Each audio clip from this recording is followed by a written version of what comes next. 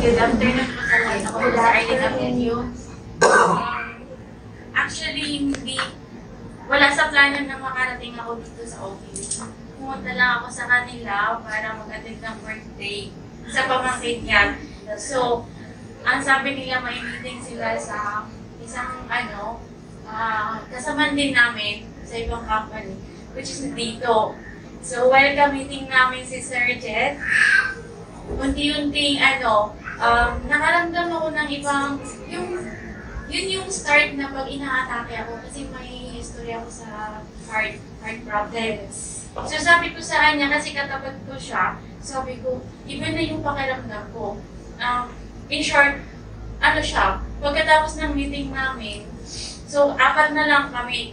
Siguro sa yung excitement ba, dun ako, nagkulang daw yun ng oxygen yung katawan ko, which is inatake talaga. Nanigas ako. So sila yung dito po sa kabila. Yung first time niya na maka-attend po dito, dyan sa room na yan, as in hindi niya maigalaw, nanigas po yung kamay niya, and then yung face niya, hindi siya makapagsalita.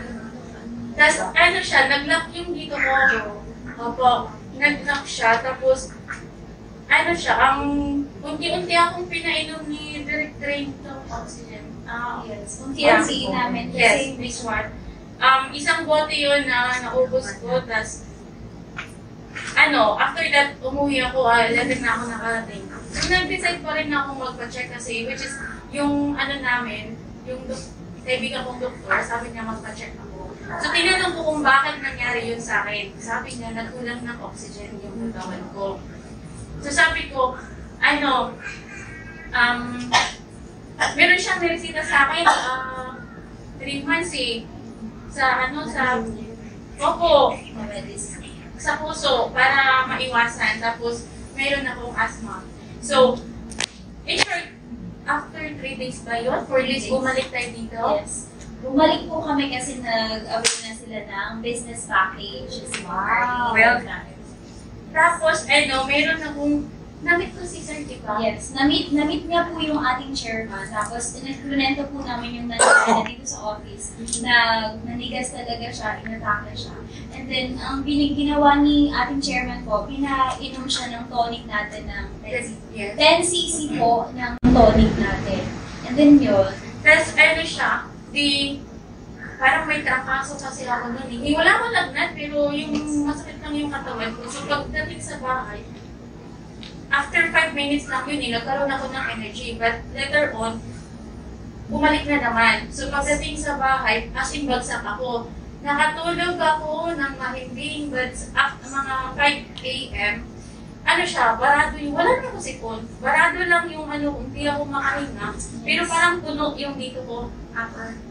So sabi ko, yung siyang tanggalin kasi matutulog pa ako.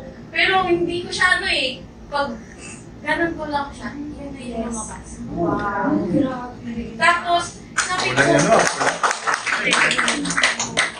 ko, bakit ganun? Parang siyang buo po, parang siyang yung isang iwan ng Paris kung sino yung siyang sabak ng bakay. And then nilagay ko siya sa wipe, tapos pinisa ako, yun siya may dugo. So, actually, tinapon ko na yan nung nag-uusap kami ni Direct Dre. So, pwede rin yung lumabas sa akin kasi pinicturan ko.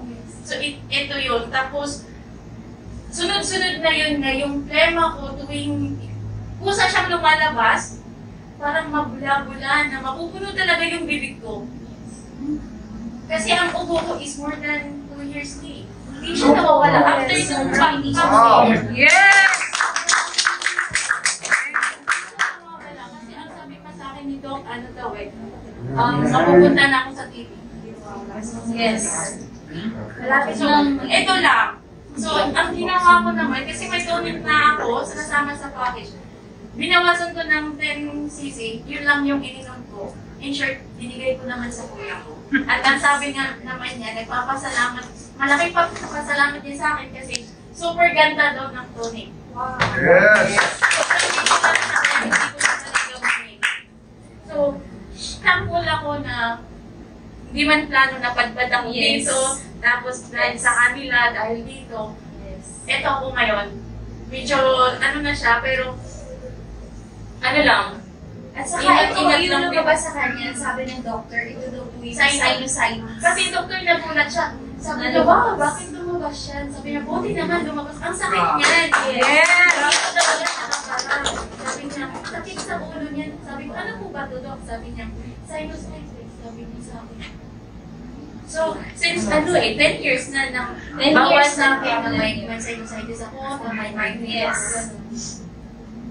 So, So, yun. Yes.